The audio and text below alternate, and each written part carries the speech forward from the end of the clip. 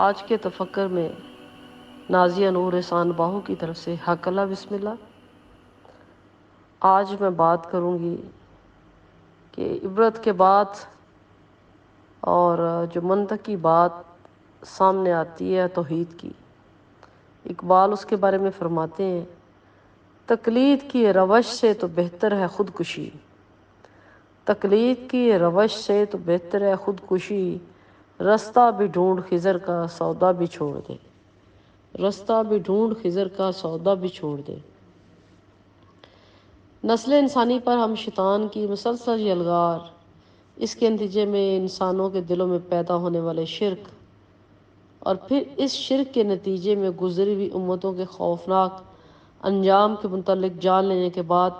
آدمی حیران ہوتا ہے کہ بظاہر تو معاملہ بڑا سیدھا ہے،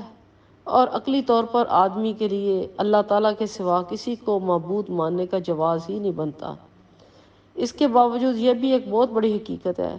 کہ ہر دور میں انسانوں نے اپنے لیے ہزاروں معبود گھڑ لیے، اور ہر سمجھانے والے کو ایک ہی جواب دیتے رہے کہ ہم تو اپنے مشرکانہ طرز عمل سے باز نہ آئیں گے، کیونکہ ہم نے اپنے باپ دادا کو اسی رستے پر چلتے پایا ہے۔ یہ لوگ کسی بھی دلیل کو سننے کو تیار نہیں، اور کسی بھی سمجھانے والے سے سمجھنے کو تیار نہیں۔ حالانکہ انسانی سوچ کا ذرا سا بھی استعمال انسان کو یہ سمجھانے کے لیے کافی ہے کہ کائنات کا یہ نظم و ضبط، یہ ہم آہنگی، یہ تسلسل، یہ یکجہتی اور یہ خوبصورتی اس بات کی شاہد ہے کہ اس سارے نظام کا کوئی ایک عظیم خالق ہے جو لامتناہی اختیارات کا مالک ہونے کے ساتھ ساتھ علیم و حکیم بھی ہے۔ وہ ایسی صفات کا مالک ہے کہ اس کی ذات کے متعلق خود غور و خوض کرنے والا ہر انسان حیرت، عقیدت، محبت اور عبودیت کے جذبات میں ڈوبتا چلا جاتا ہے۔ یہ پوری کائنات اس بات کی شاہد ہے کہ اللہ تعالیٰ کی ذات پاک کو سمجھنے اور اس کی محبت اور عقیدت سے فیض یاب ہونے میں صرف وہی لوگ ناکام رہتے ہیں جو کائنات میں بکھری ہوئی نشانیوں کو دیکھنے اور ان پر غور کرنے کے بجائے اپنی آنکھیں بند کر لیتے ہیں، جو فکر و تدبر سے کام لینے کے بجائے اپنی سوچ کے دروازوں کو بند کر لیتے ہیں۔ اللہ تعالیٰ کے نظام میں ایسے لوگوں کی سزا یہ ہے کہ ان کو شیطان کے سپرد کر دیا جاتا ہے تاکہ وہ ان کو اللہ تعالیٰ سے مزید دور کر کے غیر اللہ کے آگے سر جھکاتا چلا جائے، حتیٰ کہ روز حساب یا اپنے منطقی انجام کو پہنچ جائیں۔ ایسے لوگ جو عقل سلیم سے کام نہیں لیتے اور آنکھیں بند کر کے اپنے باپ دادا کی تکلیف میں شرک کیے جاتے ہیں، ان کے متعلق خالق و مالک فرماتا ہے، یہ سورہ اعراف کی آیت نمبر 9 ہے جس کا میں ترجمہ یہاں بتانے لگی ہوں۔ حقیقت تو یہ ہے کہ بہت سے جن اور انسان ایسے ہیں جو جہنم کے لیے پیدا کیے گئے ہیں، اس لیے کہ ان کے سینوں میں دل ہے مگر وہ ان سے سمجھتے نہیں، ان کی آنکھیں ہیں مگر وہ ان سے دیکھتے نہیں، ان کے کان ہیں مگر وہ ان سے حق بات سنتے نہیں۔ وہ جانوروں کی طرح ہیں بلکہ ان سے بھی بھٹکے ہوئے، یعنی یہ وہ لوگ ہیں جو غفلت میں کھوئے ہوئے ہیں۔ آیت نمبر 9 سورہ اعراف۔ پھر آگے ہی رب محمد سورہ اعراف کی آیت نمبر 28 تا 30 میں فرماتے ہیں، 28 تا 30 میں، کہ یہ لوگ جب کوئی شرمناک کام کرتے ہیں تو کہتے ہیں کہ ہم نے اپنے باپ دادا کو اسی طریقے پر پایا ہے، چنانچہ اللہ تعالیٰ نے ہم کو ایسا کرنے کا حکم دیا ہے۔ ان سے کہو اللہ بے حیائی کے کاموں کا حکم نہیں دیا کرتا۔ کیا اللہ کے متعلق تم وہ باتیں کہتے ہو جن کے متعلق تم کو علم نہیں کہ اللہ کی طرف سے ہیں؟ اے محمد صلی اللہ علیہ وسلم، ان سے کہو کہ میرے رب نے تو راستی اور انصاف کا حکم دیا ہے، اور اللہ کا حکم تو یہ ہے کہ ہر عبادت میں اپنا رخ ٹھیک رکھو اور اپنے دین کو خالص رکھ کر اسی کو پکارو، جس طرح اس نے تمہیں اب پیدا کیا ہے اس طرح تم پھر پیدا کیے جاؤ گے۔ ایک گروہ کو تو اس نے سیدھا راستہ دکھا دیا ہے مگر دوسرے گروہ پر گمراہی وہ چسپاں ہو کر رہ گئی ہے، کیونکہ انہوں نے اللہ کی بجائے شیاطین کو اپنا سرپرست بنا لیا ہے اور وہ سمجھ رہے ہیں کہ ہم سیدھی راہ پہ ہیں۔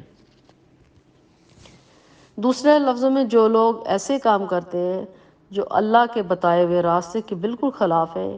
یہ کہہ کر کہ ہم نے اپنے باپ دادا کو ایسے کرتے پایا ہے، ایسے لوگ جان لیں کہ ایسا کرنے سے انہوں نے گمراہی اپنے اوپر مسلط کر لی ہے اور اللہ کے بجائے شیاطین کو انہوں نے اپنا سرپرست بنا لیا ہے،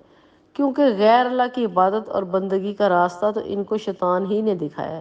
اسی راستے پر چل کر وہ صرف شیطان ہی کو خوش کر سکتے ہیں، اللہ کو خوش نہیں کر سکتے، بلکہ غیر اللہ کی عبادت کر کے یا ان سے حاجت روائی کے طلبگار ہو کر وہ اپنے آپ کو اللہ تعالیٰ کے غضب کا مستحق جو ہے وہ ثابت کر رہے ہیں۔ پھر سورہ انفال کی آیت نمبر 21 تا 23 میں مالک فرماتے ہیں کہ مشرک اور شرک پر اصرار کرنے والوں کو بیان کرنے کے ساتھ ساتھ حق کے بتلاشی بندوں کی رہنمائی کے لیے سورہ انفال کی آیت نمبر 21 تا 23 میں ارشاد ہوتا ہے، اے ایمان والو، اللہ اور اس کے رسول کی اطاعت کرو اور حکم سننے کے بعد اس سے سرتابی نہ کرو اور ان لوگوں کی طرح نہ ہو جاؤ جنہوں نے کہا کہ ہم نے سنا حالانکہ وہ سنتے نہیں۔ یقیناً اللہ کے نزدیک بدترین قسم کے لوگ وہ گونگے اور بہرے لوگ ہیں جو عقل سے کام نہیں لیتے۔ اگر اللہ کو معلوم ہوتا کہ ان میں کچھ بھی بھلائی ہے تو وہ ضرور ان کو سننے کی توفیق دیتا، لیکن بھلائی کے بغیر اگر وہ سنوارتا تو وہ بے رخی سے منہ پھیرتے۔ لوگوں، زمین میں جو حلال اور پاک چیزیں انہیں کھاؤ اور شیطان کے بتائے ہوئے راستوں پر نہ چلو، وہ تمہارا کھلا دشمن ہے، تمہیں بدی اور فحش کاموں کا حکم دیتا ہے اور یہ سکھاتا ہے کہ اللہ کے نام پر وہ باتیں کہو جن کا تمہیں علم نہیں کہ وہ اللہ نے فرمائی ہیں۔ سورہ بقرہ کی آیت نمبر 168 تا 171 میں بیان فرمایا گیا ہے، اس کا کچھ یوں ترجمہ ہے، ان سے جب کہا جاتا ہے کہ اللہ نے جو کلام نازل کیا ہے اس کی پیروی کرو تو جواب دیتے ہیں کہ ہم تو اسی طریقے کی پیروی کریں گے جس پر ہم نے اپنے باپ دادا کو پایا ہے۔ اچھا، اگر ان کے باپ دادا نے عقل سے کچھ بھی کام نہ لیا اور وہ راہ راست بھی نہ پائی ہو تو کیا یہ پھر بھی انہی کی پیروی کریں گے؟ یہ لوگ جنہوں نے اللہ کے بتائے ہوئے طریقے پر چلنے سے انکار کر دیا ہے، ان کی حالت بالکل ایسی ہے جیسے چرواہا جانوروں کو ہانکتا ہے اور وہ ہانک پکار کی صدا کے سوا کچھ نہیں۔ یہ بہرے ہیں، گونگے ہیں، اندھے ہیں، اس لیے ان کو کوئی بات جو ہے وہ سمجھ میں نہیں آتی۔ پھر آگے سورہ بقرہ کی آیت نمبر 164 تا 167 میں مالک کھول کر بیان کرتے ہیں، تمہارا اللہ ایک ہی ہے، اس رحمان رحیم کے سوا کوئی اور اللہ نہیں ہے۔ اس حقیقت کو پہچاننے کے لیے اگر کوئی نشانی درکار ہے تو جو لوگ عقل سے کام لیتے ہیں ان کے لیے آسمانوں اور زمین کی ساخت میں، رات دن کے پہم ایک دوسرے کے بعد آنے میں، ان کشتیوں میں جو انسانوں کے لیے نفع کی چیزیں لیے ہوئے دریاؤں اور سمندروں میں چلتی پھرتی ہیں، بارش کے اس پانی میں جسے اللہ اوپر سے برساتا ہے، پھر اس کے ذریعے زمین کو زندگی بخشتا ہے اور اپنے اس انتظام کی بدولت زمین میں ہر قسم کی جاندار مخلوق کو پھیلاتا ہے، ہواؤں کی گردش میں اور ان بادلوں میں جو آسمان اور زمین کے درمیان تابع فرما بنا کر رکھے گئے ہیں، بے شمار نشانیاں ہیں۔ مگر اللہ کی وحدت پر دلالت کرنے والے ان کھلے کھلے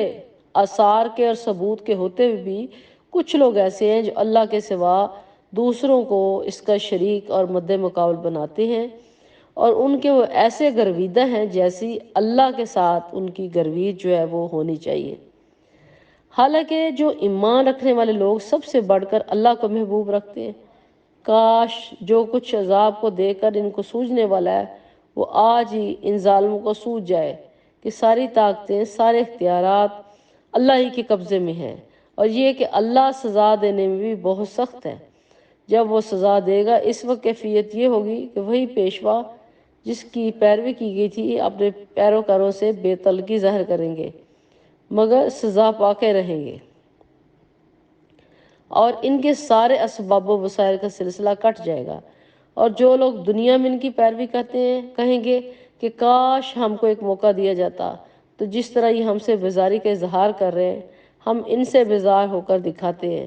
ان لوگوں کے وہ اعمال جو یہ دنیا میں کر رہے ہیں ان کے سامنے اس طرح لائے گا کہ یہ حسرتوں اور پشیمانیوں کے ساتھ ہاتھ ملتے رہیں گے مگر آگ سے نکلنے کی کوئی راہ نہ پائیں گے۔ سورہ بقرہ آیت نمبر 164 تا 167۔ مدرجہ بلا ارشادات الہی کا بغور مطالعہ کرنے کے بعد مدرجہ ذیل نتائج اخذ کیے جا سکتے ہیں۔ نمبر 1، اللہ تعالیٰ نے انسان کو کھول کر بتا دیا کہ شیطان انسان کا ازلی دشمن ہے اور وہ اس کو خلافت الہی ملنے کے خلاف حسد کی آگ میں جل رہا ہے اور اسے ہر طرح سے گمراہ کرنے کر کے اپنے خالق کی بندگی سے دور کرنا چاہتا ہے، اور اس کے لیے سب سے مؤثر طریقہ شیطان نے یہ اختیار کیا ہے کہ انسان کو شرک کے مرض میں مبتلا کر دے۔ اللہ تعالیٰ نے انسان کو شیطان کی یلغار اور گمراہی سے بچانے کے لیے اس کے اندر ایک آلہ نصب کر دیا ہے جو ہر قدم پر اسے بتاتا ہے کہ سچ کیا ہے، جھوٹ کیا ہے، نیکی کیا ہے، بدی کیا ہے، جو اسے روز اول سے اللہ تعالیٰ سے کیا ہوا عہد غیر شعوری طور پر یوں یاد کراتا رہتا ہے کہ کسی نہ کسی انداز میں انسان کے اندر یہ احساس رہتا ہے کہ میرا کوئی خالق اور معبود ہے، اور فطری طور پر ہر انسان اس معبود کی تلاش اور بندگی پر مائل نظر آتا ہے۔ یہ الگ بات ہے کہ ایک گروہ محنت اور خلوص سے اپنے محبوب حقیقی کو پا لیتا ہے، اپنے معبود حقیقی کو پا لیتا ہے اور اس کے ساتھ اپنا تعلق مضبوط سے مضبوط تر بناتا چلا جاتا ہے، اور دوسرا گروہ وہ نیم دلی اور خلوص نیت کے بغیر دوسروں کے پیچھے لگ کر جھوٹے معبودوں کی عبادت اور بندگی شروع کر دیتا ہے اور پھر بغیر سوچے سمجھے انہی کے آگے ٹکرے مارتے رہتے ہیں اور اپنی دنیا اور آخرت عذاب کر رہتا ہے۔ اسی چیز کو اور انالیسس کریں ان آیات مبارکہ تو یہ بات بھی روز روشن کی طرح واضح ہو جاتی ہے کہ انسان کی مزید رہنمائی کے لیے اللہ تعالیٰ نے کتب آسمانی اور نبیوں کے ایک طویل سلسلے کے ذریعے انسان سے اپنی پہچان کرانے کا اہتمام کیا ہے، اور اللہ کی معرفت حاصل کرنے میں مدد دینے کے لیے اس کے گرد کائنات میں ایسی نشانیاں جو ہیں وہ بکھیر دی ہیں جو اللہ تعالیٰ کی وحدانیت پر دلالت کرتی ہیں۔ چوتھی بات جو منظر عام پہ آتی ہے یہ کہ جو لوگ رہنمائی اور ہدایت کے ان تمام اسباب کے ہوتے ہوئے بھی شیطان کے بہکاوے میں آ کر اپنے لیے دوسرے معبود گڑھ لیتے ہیں، وہ گونگے، بہرے، اندھے ہیں، کیونکہ وہ سچ نہیں کہتے، حقیقت کو نہیں سنتے اور اللہ تعالیٰ کی وحدانیت پر دلالت کرتی ہوئی نشانیوں کو نہیں دیکھتے۔ آگے اس طرح اس کو تجزیہ کریں تو یہ بات بھی منظر عام پہ آتی ہے کہ اللہ کے نیک بندے جو انسانوں کو توحید کا راستہ دکھاتے رہے اور شرک سے منع کرتے رہے، مگر اس کے باوجود ان کے دنیا سے رخصت ہونے کے بعد بندوں نے ان کی محبت میں غلو کیا اور شیطان کے بہکاوے میں آ کر ان کو کسی نہ کسی رنگ میں معبود بنا لیا۔ وہ قیامت کے روز یہ سب بزرگ اللہ تعالیٰ کے حضور حضرت عیسیٰ کی طرح اپنی معصومیت کی فریاد کر کے بری ہو جائیں گے۔ جو چھٹا اسپیکٹ جو سامنے آتا ہے وہ یہ ہے کہ وہ طاغوت جو خود بھی گمراہ ہوئے اور جنہوں نے اللہ کے بندوں کو بھی اللہ کی بجائے کسی نہ کسی طرح اپنی بندگی پر لگا لیا، قیامت کے روز جو ہے وہ ذلیل و خوار ہوں گے۔ ان کے اور ان کے پیروکاروں کے درمیان روز حساب یہ معاملہ ہوگا کہ یہ پیش رو جھوٹے پیر فقیر اپنے لیے عذاب تیار کر کے اپنے پیروکاروں سے لا تلقی اور بیزاری کا اظہار کریں گے، اور پیروکار اپنے پیروں اور جھوٹے معبودوں کے بارے میں حقیقت سے آگاہ ہونے کے بعد اللہ سے فریاد کریں گے کہ اللہ ان کو دوہرا عذاب دے، ایک خود گمراہ ہونے کا اور دوسرا ہمیں گمراہ کرنے کا۔ ساتواں جس کا اہم پہلو سامنے آتا ہے اور آسپیکٹ وہ یہ ہے کہ وہ بنیادی حقیقتیں ہیں جن کے متعلق جو ہے پہلے گزرے ہوئے نبیوں اور ان کے بعد آنے والے نبیوں نے نسل انسانی کو مسلسل آگاہ کیا۔ تو اس وقت بھی جب توحید پر عمل کرنے والا کوئی ایک بھی شخص موجود نہیں تھا، اللہ تعالیٰ کے فرمان کے مطابق جو نبیوں نے جو اپنے آپ میں ایک مکمل امت تھے، تو انہوں نے اللہ تعالیٰ کی تعلیمات کا جو منبع ہے نا وہ اس طرح سے انسانوں کے سامنے پیش کیا کہ انسانوں کو یہ حقیقت سمجھ میں آ جائے کہ اس کائنات کا خالق اور مالک صرف اللہ ہے اور وہی اس کی عبادت کے لائق ہے۔ دنیا میں اپنے قیام کے دوران جب انسان تسخیر کائنات کے چیلنج کو پورا کر رہا ہوتا ہے تو خلافت الہی کا حق ادا کرنا ضروری ہے کہ وہ شیطان کی مسلسل یلغار سے بچتا رہے اور شرک اور غیر اللہ کی ہر طرح کی بندگی سے گریز کرے۔ اسی طرح وہ دنیا اور آخرت کی فلاح پا سکتا ہے۔ شیطان کی مسلسل ریشہ دوانیوں اور توحید کے بعد اس ازلی اور ابدی پیغام کے درمیان قیامت تک جنگ جاری رہے گی، حتیٰ کہ روز حساب سچائی کو جھوٹ سے علیحدہ کر کے واضح کر دیا جائے گا، اور ہر عمل کرنے والا اپنے عمل کا بدلہ جو ہے وہ پائے گا۔ تو یہ جو ہم اگر 6 پوائنٹس پر ان پر تفکر کریں تو ہمیں یہ اس کو میں کنکلوڈ کروں گی کہ اصل میں یہ وہ بنیادی حقیقتیں ہیں جن کے متعلق جو تھے وہ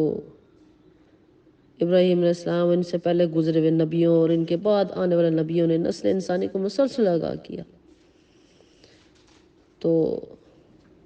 اس وقت بھی جب توحید پر عمل کرنے والا کوئی ایک شخص بھی موجود نہیں تھا، اللہ تعالیٰ کے فرمان کے مطابق کچھ بھی نہیں ہو رہا تھا، تو نبیوں نے اللہ تعالیٰ کی تعلیمات، توحید کی تعلیمات جو ہے وہ پہنچائی، شرک سے جو ہے وہ گریز کرنے کو اور شرک کی تمام صورتوں کو امتوں پر واضح کیا۔ ان تعلیمات کا واحد مقصد یہ تھا کہ انسان کو یہ حقیقت سمجھ میں آ جائے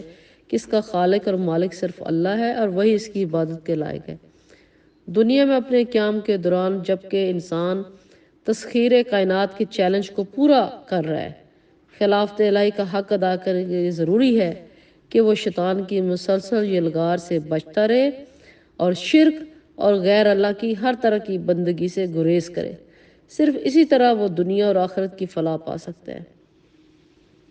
شیطان کی مسلسل ریشہ دوانیوں اور توحید کے اس ازلی اور ابدی پیغام کے درمیان قیامت تک جنگ جاری رہے گی، حتیٰ کہ روز حساب سچائی کو جھوٹ سے علیحدہ کر کے واضح کر دیا جائے گا، اور ہر عمل کرنے والا اپنے اپنے عمل کا بدلہ جو ہے پا لے گا۔ تو اس پر ہم جو ہے وہ ہمیں تفکر کرنے کی ضرورت ہے کہ کس طرح ہم جو ہیں مختلف قوموں کے جو عروج و زوال ہیں اور جو ان کی عبرت کے واقعات ہیں اس سے وہ عبرت حاصل کریں، اور ہم شرک کی مختلف صورتوں کو سمجھیں اور توحید کو اپنے اوپر اس طرح سے مارز وجود کریں جس طرح کے اس کو مارز وجود کرنے کا حق ہے۔ تو آج کے تفکر کے لیے میں آپ سے اجازت چاہتی ہوں، اگلے تفکر میں کسی اور موضوع کے حوالے سے پھر آپ سے بات ہوگی، تب تک کے لیے حق اللہ، بسم اللہ۔